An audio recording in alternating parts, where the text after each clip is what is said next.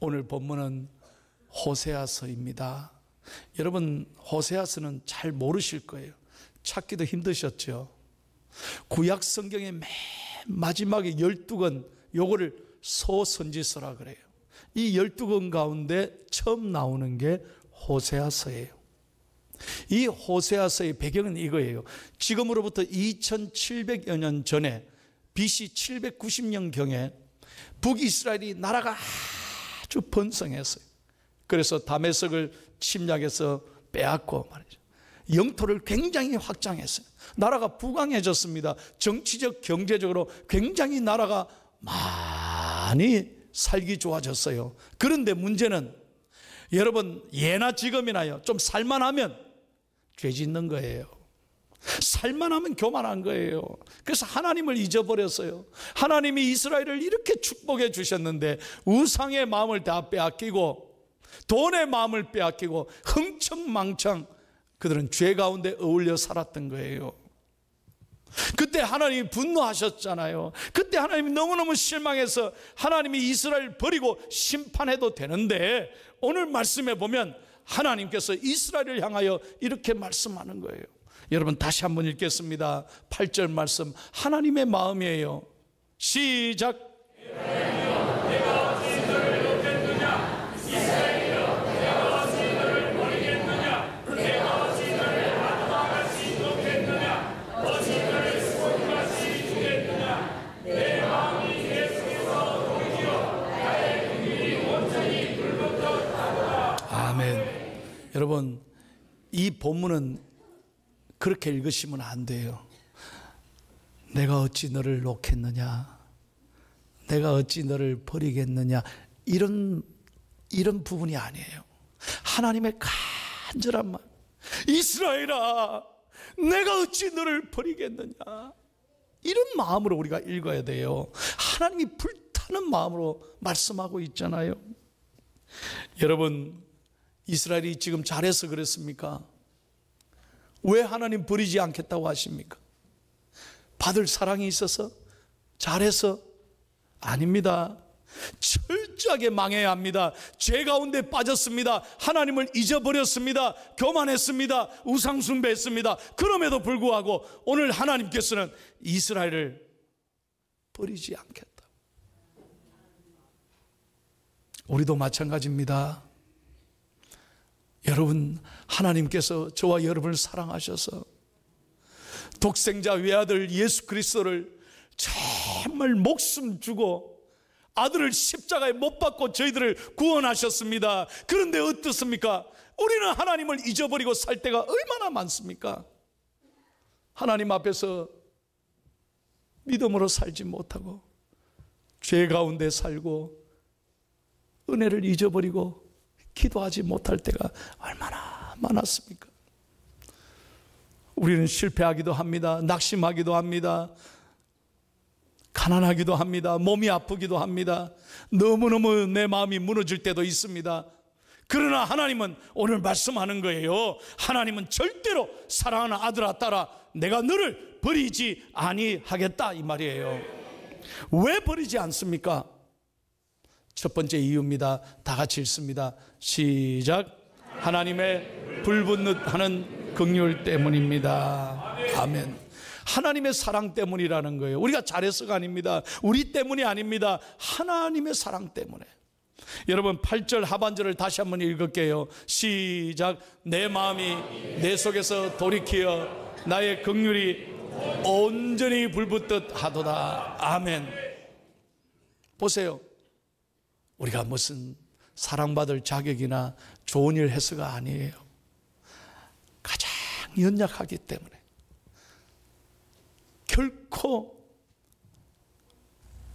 버릴 수 없기에, 내가 돌보지 않으면 안 되기에 하나님은 우리를 사랑하시겠다고 말씀하는 거예요. 여러분, 이런 이야기가 있습니다. 한 어린아이가 한 6살짜리 아이인데요, 늘 취미가 뭐냐? 인형을 돌보는 거예요. 그래서 아빠 엄마가 어릴 때부터 인형을 많이 사줬다고 그래요. 이 아이는 매일 일어나면 인형을 바구니에서 꺼내서 그 인형을 다 머리도 빗겨주고 옷도 입혀주고 그리고 하루를 시작한다는 거예요. 여러분 손녀들도 여러분 딸들도 아마 인형 대단히 좋아할 거예요. 이 엄마가 하루는 묻습니다. 얘야, 너 인형 가운데 어떤 인형을 제일 좋아하니? 궁금했습니다. 그러자 이 딸이 엄마를 보더니 이렇게 말합니다. 엄마, 내가 말하면 웃지 않을 거지. 왜 엄마가 웃어? 괜찮아, 말해봐. 그러더니 이 아이가 정말이지? 정말이야. 그러더니 이 아이가 제일 좋아하는 인형 이거야 하고 탁 꺼내는데 이 인형을 보여주는 거예요. 이 인형은요, 머리도 반쯤 빠지고 여러분 보시다시피 한쪽 팔도 없고 제일 비뚤어진 못생긴 인형이에요. 엄마 깜짝 놀랐어요. 네가 제일 좋아하는 인형이 이거냐고. 엄마 맞아. 왜 이 인형 좋아하니? 했더니 엄마 잘 들어봐요. 엄마, 내가 이 인형을 돌보지 않으면 누가 돌보겠어?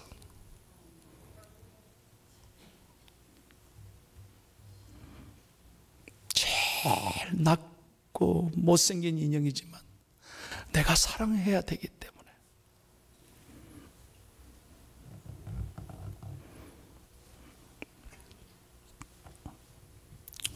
세상은요, 스펙이 있고 잘 나가고 돈 있고 소위 말하면 힘 있는 사람을 알아줍니다. 우리는 없고 가난하고 가슴 아프면 마음이 무너지고 외롭습니다. 그럴 때마다 우리 자신이 참 싫어질 때도 있을 것입니다. 내가 왜 이렇게 살아야 되나 답답할 때도 있을 겁니다. 그러나 여러분, 하나님은 그렇지 않아요. 하나님은 우리가 부족해도 못나도 절대로 버리지 아니하시고 잊지 아니하시고 세상 끝날까지 우리와 함께 하시는 사랑의 하나님인 줄로 믿습니다. 여러분 보세요. 하나님은 사랑이시라 그랬어요. 믿으시면 아멘. 두 번째 이유는 이것입니다. 왜 우리를 버리지 아니하시나? 사람이 아니라 하나님이시기 때문입니다. 여러분 9절 말씀을 읽겠습니다. 다 같이 시작. 내가 나의 맹렬한 진노를 나타나지 아니하며 내가 다시는 에브라임을 멸하지 아니하니니 이는 내가 하나님이요 사람이 아님이라. 내 가운데 있는 거룩한 이니 진노함으로 내게 임하지 아니함이라. 아멘. 우리의 하나님 말씀입니다. 사람은요, 마음에 들면 사랑해. 그러나 하나님은 그렇지 않아요. 사람은 뭐 지 기분 좋으면, 저한테 잘해주면 그럼 사랑하죠. 그럼 나한테 못하면 버리는 거예요. 있는 거예요.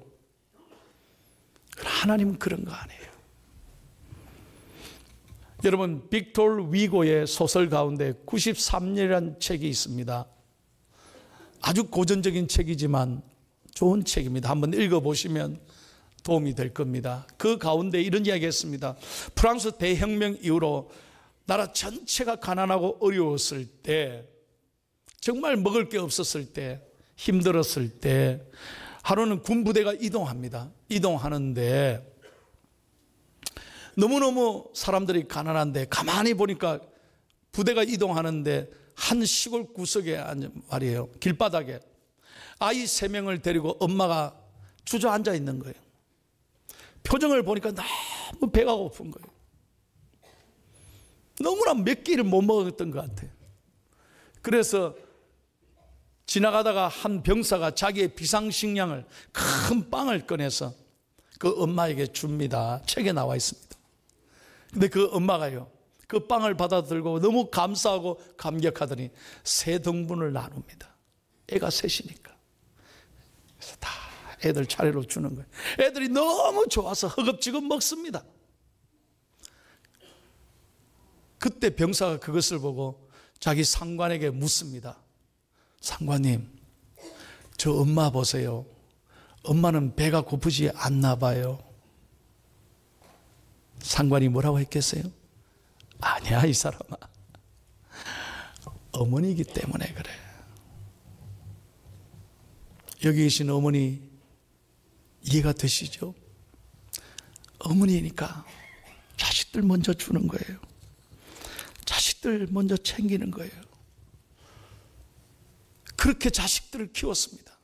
그러나 여러분, 살다 보면 부모들도 자식을 버릴 때가 있습니다. 잊을 때가 있습니다. 정말 화가 나면, 정말로 속상하면 너 이제 관계 끊자. 네 내 자식 아니다. 그리고 잊기도 합니다. 이 세상의 부모는 그럴 수 있습니다. 그러나 부모는 자식을 잊을지라도 하나님은 결코 저와 여러분을 잊지 않는다, 이 말씀이에요. 이사야서 49장 15절을 읽습니다. 이게 하나님의 마음입니다. 시작.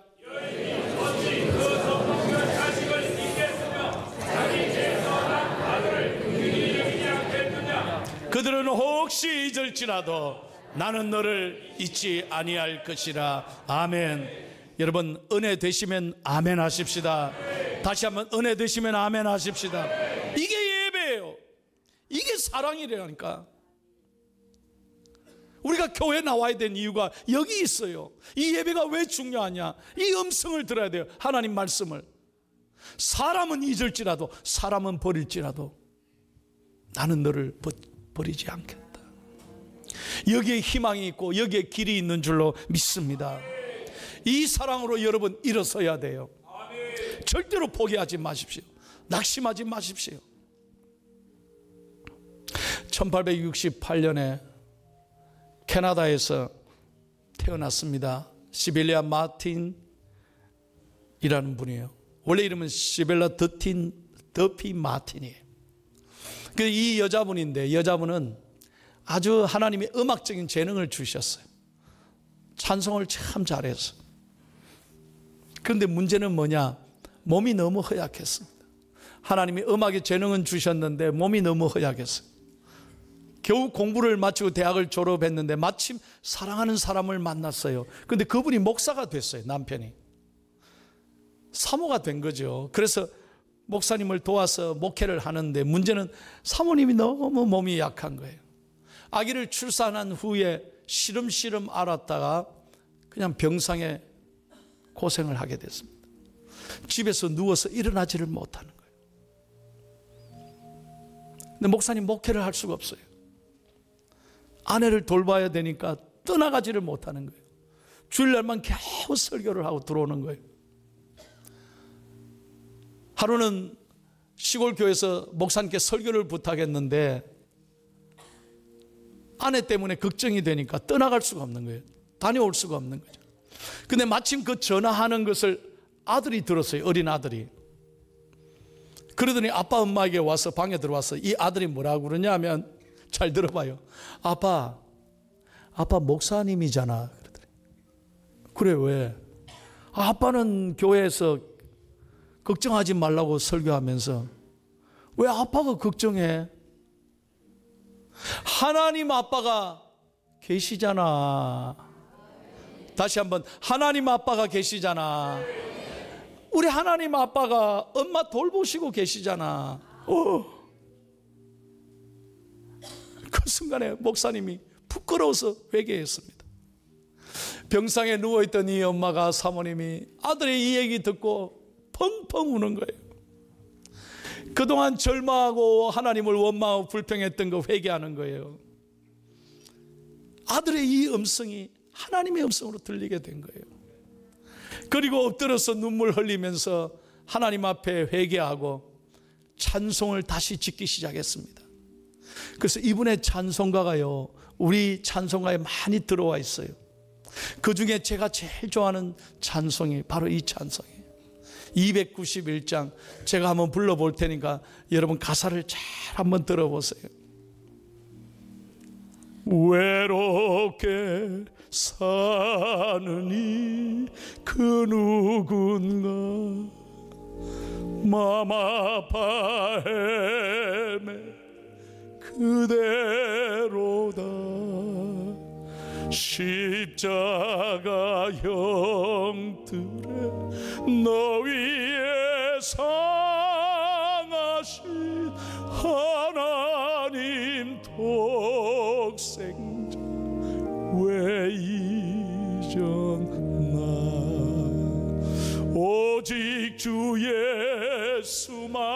널 돌보신다.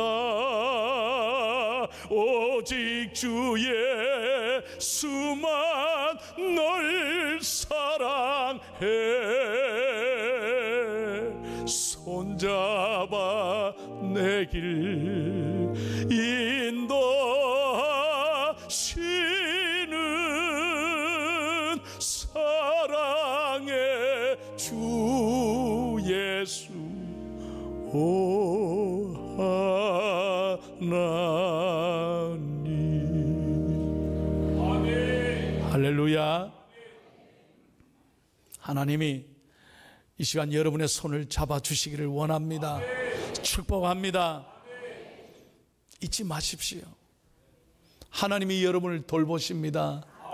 24시간 분초마다 여러분을 바라보시고 지켜주실 줄로 믿습니다. 그 하나님 바라보시고 오늘 이 아침에 은혜 받고 믿음으로 일어서는 중앙의 가족들 되기를 예수님의 이름으로 축원합니다. 이제 하나님께서 이렇게 말씀합니다. 우리를 잊지 않고 버리지 아니하시겠다고.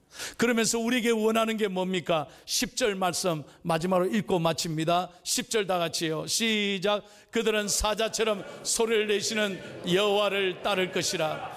여호와께서 소리를 내시면 자손들이 서쪽에서부터 떨며 오되. 아멘. 하나님께서요, 사자처럼, 울부짖는 사자처럼 우리에게 하나님께서 말씀하고 계신다는 거예요. 돌아오라고, 돌아오라고 기다리고 계시는 거예요. 밤마다 문 열어놓고 나간 자식 돌아오기만을 기다리는 부모의 심정으로 오늘 이 아침에 하나님께서 돌아오라고 말씀하고 계시는 줄로 믿습니다. 지난 2월 21일 전 세계가 존경하는 영적 거장인 최고의 복음 전도자인 누구를 말씀하는 거 알겠죠? 빌리 그레암 목사님이 향년 99세로 세상을 떠나셨습니다. 99세예요. 엊그저께 3월 2일 날 천국 환송 예배를 했습니다.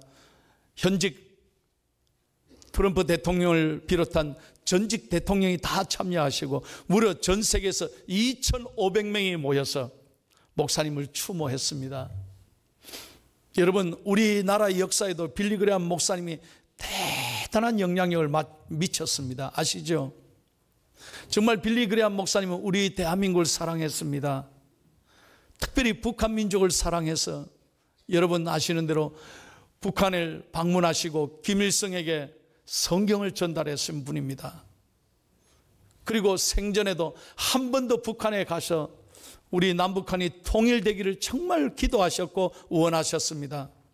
제가 시카고에 이 빌리 그레암 목사님이 다닌 학교 위튼 칼리지라고 있습니다.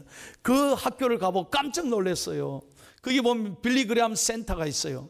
거기 빌리 그레암 센터에 코리안 하우스, 코리안 방이 있다니까요. 거기 가보면 전 방이 한국에 대해서 복음을 전했던 게 사진으로 쫙 전시되어 있어요. 목사님이 무릎 꿇고 대한민국을 위해서 기도했던 거, 북한 동포를 위해서 기도했던 게 다 사진으로 나와 있어요.